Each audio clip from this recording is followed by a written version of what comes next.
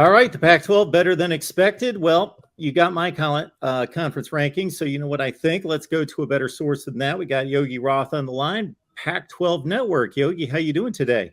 I'm good, man. I'm glad you're excited for the league and I the am year that they've excited for the had. league. Here's my take, and then you get the floor here because man, I've been doing conference rankings for a long time, and there was a time at which, I didn't think the Pac-12 was getting near enough respect. I'm talking like 2013, 14 range, still putting up really nice numbers and results against the rest of the Power Five, but just not, they're hitting on the West Coast, late games, just not getting the credit. But I think the narrative has been fairly accurate over the last 4 or 5 seasons. It's just been down. But this year, I got to say, Washington's no joke. They laid it on Michigan State. Washington State goes to Wisconsin. They do what they do. You see what Oregon State's doing. Really, really fun game against Fresno State down to the wire. And then they whip up on Boise State the week before. So some really good results for the Pac-12. Shoot, what Oregon did this past weekend was impressive. Just your thoughts about where the conference stands. I think it's in a healthy place, when you look at the football field. I think in years past, we always had an early season game that kind of set the narrative, right? If you look at Oregon losing early to Auburn, but then they go back and go on a run and they're positioned to go to the playoff and they stumble in Tempe, which happens, right? Nobody's gone undefeated in conference play since the conference expanded to 12. Look at Utah, they're on a run and then they run into Oregon and Kayvon Thibodeau in the title game. And you look at last year in Utah, even in the Rose Bowl, like if they start Cam Rising, maybe they're playing in a different game, in a different bowl game. So I think because of a bunch of different things, it's been easy to take a shot at the league. But when I look at the NFL and I see, well, you look at the last 5 years and every year it's third among draft picks. And we have 2 less teams than the teams that are ahead of the Pac-12 in the Big Ten, the SEC. That never gets referenced. So I don't think it's been as down as some would have said. I think the quarterback play had been down, and that's what makes, I think, this year spinning it forward so exciting. Look at 10 of the 12 starters did not begin their college careers at the college they're playing for currently, right? Whether it's Chance Nolan at Oregon State, he went to Middle Tennessee State, or, of course, Caleb Williams on the opposite end of that spectrum, starting in Oklahoma. So I'm really excited for that. I love the quarterback play in this league. Michael Penix Jr., I think, is a legitimate Heisman candidate now, even though it's early. And as a Heisman voter, I think it's kind of ridiculous to be talking about it this early, but it happens. So we might as well throw his name into it. And I think that they dismantled Michigan State. It wasn't as though Michigan State imploded. I'd say the same thing with 2 weeks earlier or a week earlier with Washington State going to Wisconsin. They beat them with effort. They beat them with physicality. They shut them down in the second half. They didn't score a point. So I think this league is in a good spot. And then you got some star power at SC back for the first time in a long time, and they're legit offensively. And I'm excited for that. I got them this weekend against Oregon State and Corvallis. So a lot of good things to talk about, to your point, within the league right now. And I think some of the wins in non-conference play after the Georgia and Florida game have helped this league nationally from some of those lazy takes. Yeah, lazy takes. I'm glad that you finished it off with that because I think that's exactly what it is. We try to get beyond the surface take here as much as possible. And, I got to say that for as impressive as the Washington State game was, going to Camp Randall, taking care of business in a game that statistically they were outplayed, just being competitive. Shoot, if they would have lost that game on a last-second field goal, I would have come away with respect for the Pac-12 saying, hey, 18-point underdog goes to Wisconsin. But they found a way to win, and they ran it down their throats in the last 4 or 5 minutes to close out that game. And then you bring up this Michigan State game.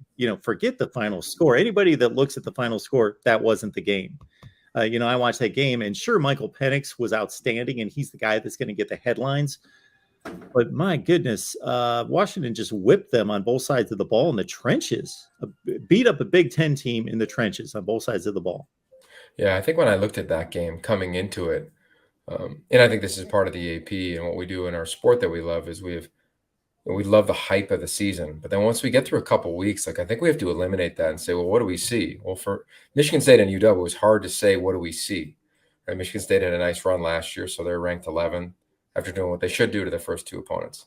UW does basically the same thing to their first 2 opponents, but they're nowhere near the top 25 based on historicals. Then when you look at the game, to the point that we've made, physically, they didn't allow a sack with their starters against a team that had 12 sacks coming into the game, led the nation. Granted, it wasn't against anybody in major Power 5 football, but they still have the ability, they have the athleticism. They got a lot of talented players from Mel Tucker. That's why I say, like, it wasn't as though that team imploded. It's not like they didn't show up.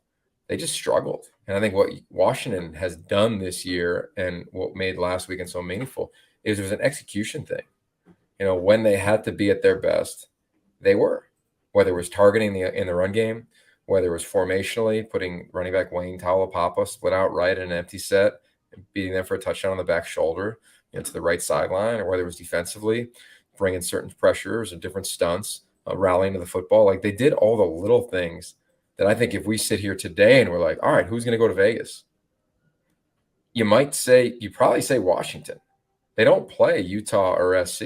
There's no longer a North and a South, but you still live in that same scheduling world where you're missing two teams from that other respected, former division. And I just love what they've proven to be. And I'm excited for them the next couple of weeks. They got this weekend. They go to UCLA on a Friday. It'll be another couple big tests for UW. Yeah, nobody should be expecting Michigan State to go back to the Big Ten and go like 2-7. Right. They're going to win games there. They're going to still be maybe an 8-4 team overall. We got Yogi Roth on the line, Pac-12 Network. Check out, of course, his work there. Does an outstanding job breaking down the conference. That the Washington, it almost seems, though, that the Jimmy Lake tenure doesn't exist. Like, it was like Kalen DeBoer has bridged it straight from Chris Peterson right to himself, and that's just a distant memory. What happened there? Like, it didn't exist. It vanished because this program, I don't want to blow out too much based on one game, but it just looks like the Washington that we're used to seeing. Yeah, well, I think the thing about UW, they got Stanford, UCLA, ASU, Arizona, Cal. Probably favored in most of those games. See what happens with UCLA, what they do this weekend. Maybe that sways it a little bit because it's a home game. But I say that too. This fan base deserved this past Saturday. Remember 2020? We all try to forget it, but they were supposed to have Michigan at home. And that was going to be a moment for this program. They didn't get that contest. They haven't had that non-con, heavyweight, big-time, bragging rights-esque game that Michigan State proved to be. In addition to your point on Kalen DeBoer, this was a moment where early in the program he could cement, it's not a legacy, but cement like the hiring of him, right? It happened, and I think from what I hear from Washington fans, especially early on, it was like mixed. And I think Kalen's a hell of a coach. We had the Fresno State UCLA game last year, so got to know him a little bit, and you're thinking, oh, dude, it's just a matter of time before he goes to a school in the PAC or wherever. Like, he's going to launch out of here, whether it was back to the Big Ten, and he came from Indiana, of course, or somewhere in our league. And I'm glad that Jen Cohen made that hire. And I think the win, and I felt this, I've always said all week, at halftime, the team would know, yeah, we've got a dude at quarterback, and man, our program's in the right direction. Because it would have been their first test, like true test. And I would imagine that locker room at halftime, they went from hoping, and I hope things go well, I hope we have a good start, I hope our quarterback elevates, I hope our O-line can protect, to coming out in the third being like, yo, we know we can do this. Let's go do this. And I think you're going to see a massive growth in their confidence because of the systems in place by Kalen DeBoer, and of course the players that he has that are tapping into their potential. Wide receivers, running backs, guys in the back end. I mean, two of their better players on defense didn't even play in the game. And when you look at the secondary, and they played pretty good. So, yeah, man, I'm excited for UW.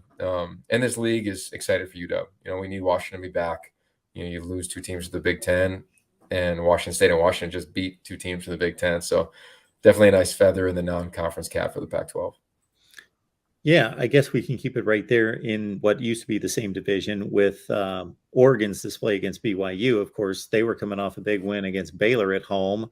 So a lot of talk about BYU. Dan Lanning, what's got to be impressive is that they take the butt kicking that they did against Georgia. And the next week they take on Eastern Washington, and they didn't limp through a win. They handled it. They obviously were back motivated, on point. He was able to turn them around, because you don't crush a team by 56 points if you're just going to sleepwalk through the week. So they obviously were able to reverse it straight from the Georgia outcome. And then they backed that up against a good team, against BYU. And just your thoughts about the Ducks and what you see out of them. Well, we were there week 2, and it was against Eastern Washington, which I understand is not BYU or Georgia. But when you go back and watch the Georgia game, it was 29 missed tackles. 29. They gave up 376 yards after contact, not after the catch, after contact. And I just felt watching them in the spring in training camp and then that first game, I'm like, they might not be better than Georgia, but they're not 49-3. Like that, they're not that far off. And that's why week 2 was important, as they had 2 missed tackles, 9 yards after contact. And then week 3 against BYU, to your point, rallying to the football. Brandon Dorless plays his best game. He's got a chance to be an All-American on the defensive line. They need him to. They didn't have one of their best players on defense at the linebacker spot, Justin Flo. They looked the part that we thought they would be in week 1. And I say all that because I think it's important to remember that in that week 1 game, they went up against a team that has played on the biggest stages for the last couple of years in college football. And here came Oregon with a new team, a new quarterback, a new coach against his former team. And Bo Nix told me this. He goes, hey, we were doing like stretching a game for the first time. So you add in the game, the stage, performance anxiety, all the things that happen. Then you don't play well. I think it began to set a narrative of how far out Oregon is. And that's why I think, again, the surgical game of beating BYU was so impressive. It wasn't as though, again, BYU had a sack, fumble, punt block. Like, it wasn't that. It was boom, boom, boom, boom, boom, execution, touchdown. Boom, boom, boom, stop them on a 4th down, get the ball back, touchdown. Like, it was one of those games where Oregon proved to be the better team. And I think it was a huge win for the league, especially, it's kind of always been that social media joke, right? BYU won the Pac-12 South or whatever it is. And, I love the flip side of it. Like, Oregon just won the Big 12 because they beat BYU. Like, it's funny. Like, we might as well enjoy it both ways, and we're going to have to deal with it one way or the other. So I was really impressed, and I'm going to be impressed with the Ducks, I think, moving forward. Big challenge in what I will call a top 25 matchup against Washington State, Stanford, Arizona, bye week. If they can roll through the bye week, they're going to put themselves in similar position to what we thought heading into the season, which was in position to go back to the title game and maybe consideration for more. It's Yogi Roth, Pac-12 Network. This is good stuff, getting the breakdown in the Pac-12. This is phenomenal. I've had all sorts of folks ask me constantly, you need to get Yogi Roth on there. And I'm like, I know I do. I know I do. Thanks, bro. We've been talking for 10 or 15 minutes, and we haven't even brought up USC yet. So, man, maybe I subconsciously did that intentionally because some other teams need some love. But, of course, everybody's talking about USC. Maybe they haven't played anybody to challenge them at this point, but still Fresno State's typically no pushover, and Stanford certainly buried them last year, but this is just a completely different program, team, everything. Yeah, it's a different roster. It's a different culture. We obviously know it's a different staff and unique key players. It's the most unique roster, as Lincoln Riley has said many times in USC football history. I take it a step further, the most unique roster in all of college football's history. You look at Jordan Addison, got there in the summer, right? Wasn't even in spring ball. They only signed, I think, 8 or 9 players out of high school. So I'm really impressed. Like, if you said, who's your coach of the year today? I don't know how you don't say Lincoln Riley. To do it in LA, to get all those people, personas, rankings, to blindly trust, which is what, I talked to Mekhi Blackman last night because I'm calling their game against Oregon State this weekend. And he goes, we've all just kind of thrown down and said, yeah, we're going to trust the system, the staff, the game plan, no questioning anything. We all can handle it when we're held accountable, whether it's an assignment or missing class, an assignment on the field or missing class off the field. There's just a really healthy culture on what is the standard around here. And to do it that fast, man, Mark, it blows my mind. And I say that because when Chris Peterson got the job at UW, I flew up, interviewed him right after his press conference. And I said, how long does it take to instill a culture? And without flinching, he said 18 months. And that has always been my standard since that moment. And I believe that. Well, here we are with USC and veteran players who feel like Shane Lee, a sense of urgency last time playing, Mekhi Blackman last year playing, Travis Dye last year playing, as well as a standard like Caleb Williams at that quarterback position at USC. He understands that standard. I think these guys are just thrown down. And Lincoln Riley is a huge reason why. Like part, of course, is the makeup of the individual, but then it's how do you manage that? How do you guide that? What's the messaging? Right? He told us before the Rice game that we called that no, like he didn't walk in first team meeting and say this is the Lincoln Riley offense.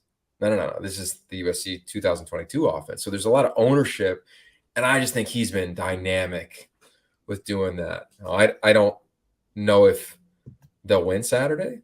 I don't know how many games they'll win. I know their offense is phenomenal. I think their defense has grown before our eyes. And I'd say most teams are like that around the country. You know, like, do we know what Bama is? Do we know what Texas is? I don't know. We like that historical game, but we don't know if Texas is back.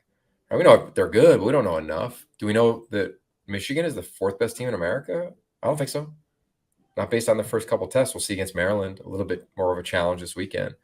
So I just think that they're on the path, and they will get back in college football. Will that happen this year in terms of the CFP? I don't know. But I can't wait to watch. I can't wait to track it. You talk about culture. Jonathan Smith has obviously built one, and he already knew what the culture could be at Oregon State and what a champion could be at Oregon State. And now he's building one, and they welcome USC. And that's been a much anticipated game for the entire offseason by anybody who's paying attention, that, you know, this could be a pitfall for USC. This is a tricky spot. Of course, you got the history. You know, Pete Carroll, 06, 08 going to Corvallis. So this could be a really fun one.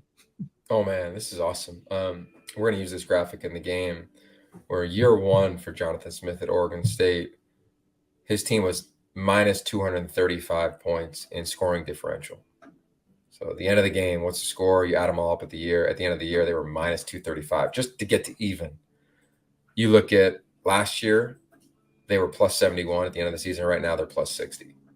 So in 5 years, the turnaround, add in a pandemic year, has been dramatic. Winning close games, being on the other side of that, physically winning the line of scrimmage like they have on the offensive front the last couple of years, totally transitioning a defense under Trent Bright to now a more aggressive style. This program is and should be A, a top 25 team, but B, a real threat in the Pac-12, a real threat. So Saturday, it's standing room only. I mean, the most unique environment probably in my career calling games. 26,581, I think, is the number off the top of my head. On one side of the stadium, right? Yeah, on one side of the stadium, the end zones will be full. It'll be crazy. It'll be just so unique. And I've been there on the sideline when I was on SC staff when we lost at night in Corvallis. I didn't realize this, but SC hasn't won in Corvallis since the Fog Bowl. And I think there's only 2 players on the team that's ever even played in Corvallis. One was a transfer from Washington. The other one, of course, is Travis Dye, the transfer from Oregon.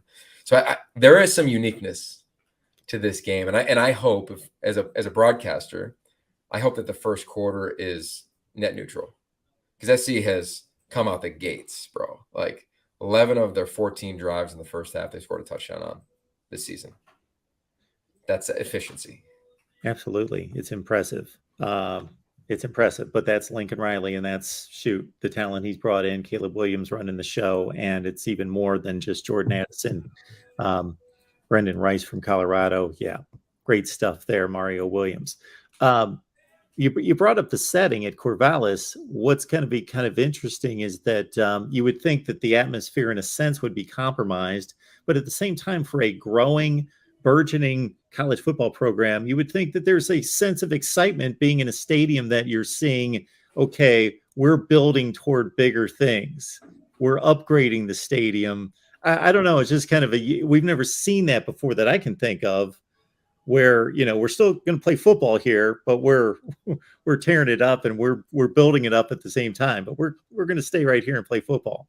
Yeah, it's going to be pretty cool. Like, yeah, I can remember Stanford, right? They did it in 300 or less than that. It was like 200 and some odd days, their stadium, end of one season. Literally, the game ended, stadium imploded, kicked off the season with Walt Harris in a brand new stadium back in the day. That was 2005. You look at UW, I think it was 2012, maybe 13. They were playing their games in the Seahawks stadium because they were redoing their stadium. So you're right. Like, we don't really ever see this. And I'm excited. I did their spring game there, and it was a similar setup. And it was fun. It was loud. You know, their students It's like a basketball game there. Like they're behind the sideline. Now it won't be SC's sideline, it'll be their home team sideline, but it'll be loud, and it'll be eerie. Like again, that's why I say, excuse me, I hope that the first quarter doesn't get out of hand because SC can get going because I want the crowd to be a factor. As a broadcast, you always cheer for a game to end up close, and I'd love to watch a Chance Nolan, who's worked dramatically at his mechanics this offseason, to have a final drive, or to have Caleb Williams have a final drive. I mean, how much fun would that be in Corvallis with the history of these two schools, especially when USC is a top 10 team? No Luke Musgrave, unfortunately for the game.